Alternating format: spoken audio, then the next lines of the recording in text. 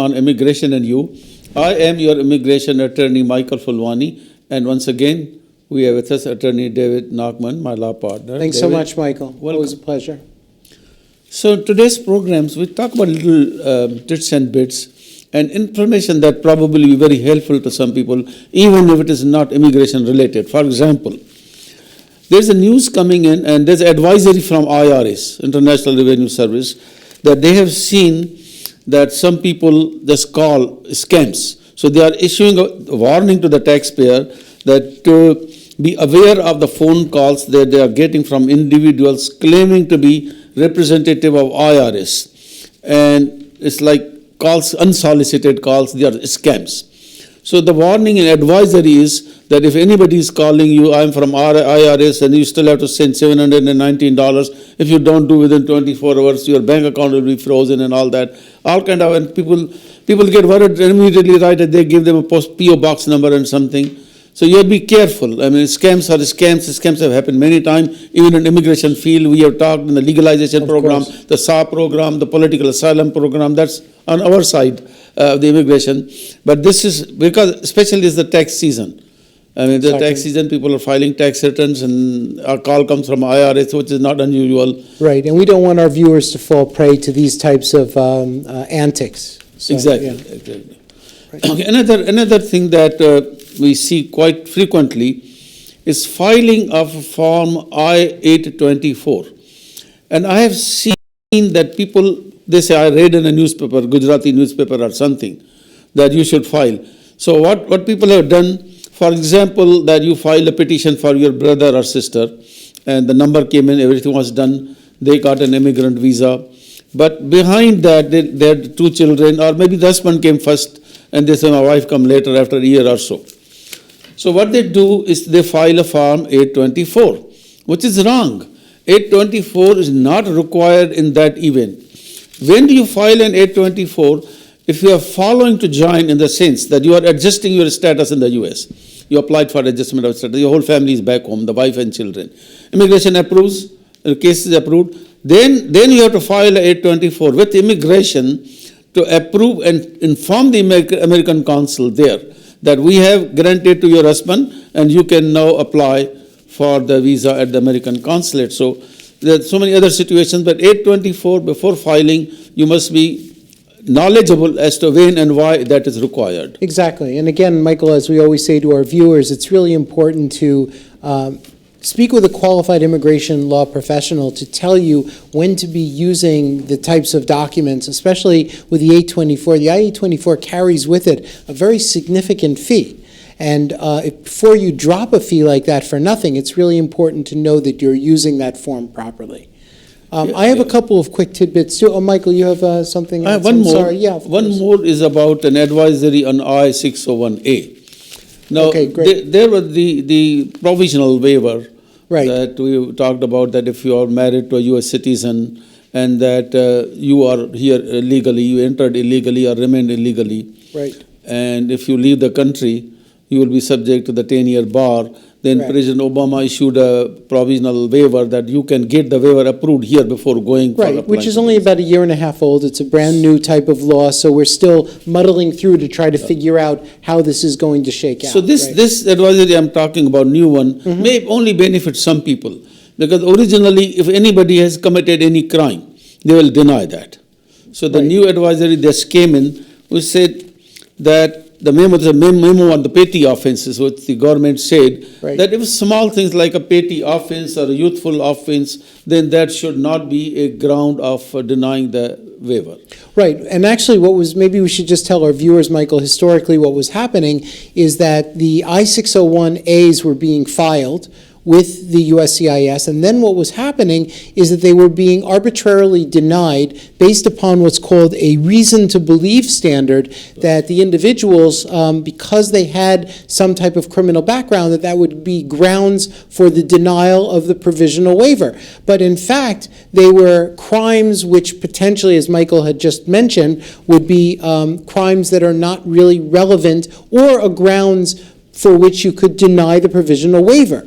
So things like delinquency, juvenile cases, what other types of things you had mentioned, Michael, that youth offenses, things like that. So really, Petty not offenses. petty offenses, Small. not a basis to deny. So what they're doing now, which is great, is that the government is going back and sua sponte opening up these cases. And what they're doing is they're sending notification to individuals where this reason to believe standard was inappropriately administered, and what they're doing is reopening these cases and reconsidering whether or not the I-601A should have been approved when in fact it maybe was denied. So the question is if they don't do suo sponte. Suo sponte means on their own. On their own, without right. your applying, without your requesting, on their own they review all the files to see Correct. whether those were correctly denied or not. But let us say they don't hear anything from immigration on suo sponte. Is it Right. possible to bring to their attention? it is actually, Michael, and there was an email address Yes. that was promulgated by the USCIS, which you can actually use that email address to bring it to their attention. So if your case is not actually reopened, then of course, we can provide you with that email address. Feel free to send us an email and we'll be able to get you that information. Okay, now your turn. So, You have some items. just a quick item. I just want to let our readers know, our viewers know that number one, there is a new N-400 form that's going to be used after May 5th. So starting on May 5th, you will only be able to use the new N-400 form. That N-400 form is about double the size of the N-400 form, which many of our viewers know is already a very onerous type of form. That's the form that's used for citizenship and naturalization. So when you're applying for citizenship and naturalization on the N-400 form, again, on May 5th, after May 5th, you have to use the new form. Now, one of the questions which I've gotten, and probably 3 times within the last 5 days, I've gotten a question about traffic tickets and N-400s. And I'm sure, Michael, you get this question from individuals all the time. So if the question goes something like this: I'm thinking about applying for citizenship. I have traffic violations, and I don't know how to handle the question that says, "Have you ever been arrested, cited, or etc.?" So that's the question we get. And Michael, how would you? I would just put it in any way. Citation maybe is there. Exactly. So you put it anyway, and then at the most the officer will say what happened, and you show him the receipt that you paid off. That's not a reason for denial. Exactly. Now the advice that we, and Michael, 100%, I agree. What we would do is we would say, listen, we don't really know the exact definition of citation, so it's best to say, yes, I got some tickets. Say yes. Disclose the tickets, take with you a disposition letter about those tickets to your interview, show the officer. And the reason why also, this is a little tricky though, and this is where, of course, we would definitely recommend that you go and seek some advice from a qualified immigration professional, is because in the event that you have a circumstance where there may be something egregious that happened in that traffic accident, be careful, because that might affect your good moral character. And good moral character you have to have for 5 years, okay, in order to apply for naturalization. So if you feel that these are beyond the traffic ticket of, speeding in, doing 35 in a 25-mile-an-hour zone, if it was traffic tickets that may have been, issued where there was some type of egregious circumstance, then again, very important, speak to your qualified immigration professional, and they may be able to advise you whether or not that affects the good moral character component of your naturalization application. So what we are saying, every offense is not considered a detrimental, detrimental to your case. So there are so many things. Good moral character can be a very small thing, like stealing a little thing from a store. Exactly. And you might have had a fight with somebody and you punch in the nose hard. That may be a little, but not moral character. There's no moral issue there. Right. So that's very, very important when there is any kind of conviction or crime and you are applying for citizenship. You have to make a determination, does this tantamount to the moral character issue or no? Exactly, and I'm going to actually take it a step further by saying that the point Michael's making is a great one, and that is that if you have any criminal issues whatsoever, any interaction with law enforcement agents, it's very important for you to seek the advice of your immigration professional, because it could affect your ability to enter the United States, admissibility. It could affect you applying for citizenship. It could affect your ability to consular process. So if you have any type of criminal interaction, criminal background, very important to speak to your immigration lawyer to find out what the impact is going to be on your immigration status on a going forward basis. I would also like to explain to our viewers about deferred inspection.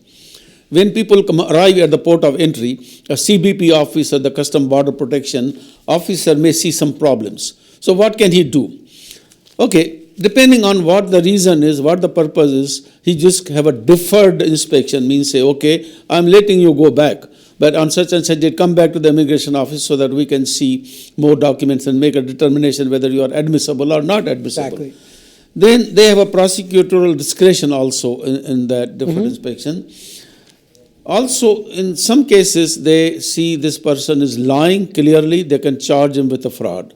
They can also exclude him from the United States and a 5-year bar. That's right. And in many cases, I see that this person probably misunderstood or did not understand. They say, okay, we're going to give you an opportunity. You withdraw your admission for entry and depart. And we will not put any charge on you, but they will cancel that visa and they put withdrawn. Now, withdrawn means, okay, you can go back and apply at the American consulate. And of course, American consul is going to raise the eyes and issue why this happened. An American consul could charge with a fraud, or maybe it is not the same thing. Just a mistake or something happened. The consul can issue a new visa, even if the CBP basically was not satisfied. American consul is satisfied, there's nothing here. He was just withdrawn for that particular trip. Right. That doesn't mean he's withdrawn he's penalized for any period of time. Otherwise, they would have excluded him. So that is the policy of the CBP, how they deal with. Now, that also, when you talk about CBP, we talk about secondary inspection also. You want to tell our viewers what is secondary inspection? When at the window, the officer says, sir, have a seat, stay, and then somebody's going to take you to the room next door.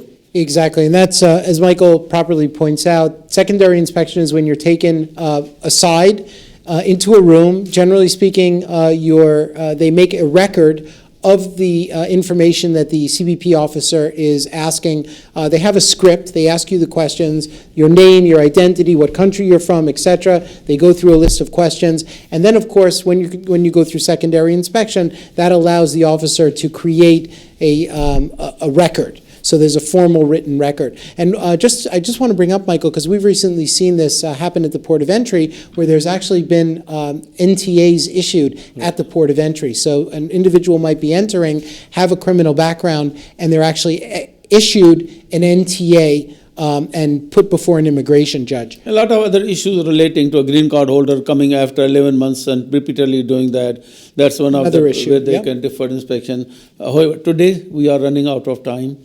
Lot of interesting topics, subjects like this, we will bring to you from time to time, and we want to make sure that all our viewers are fully educated. That doesn't mean all of them will become immigration lawyers, of course, but they would understand what is good, what is bad, how to apply for citizenship, what are the issues involved in entry in the US and everything else.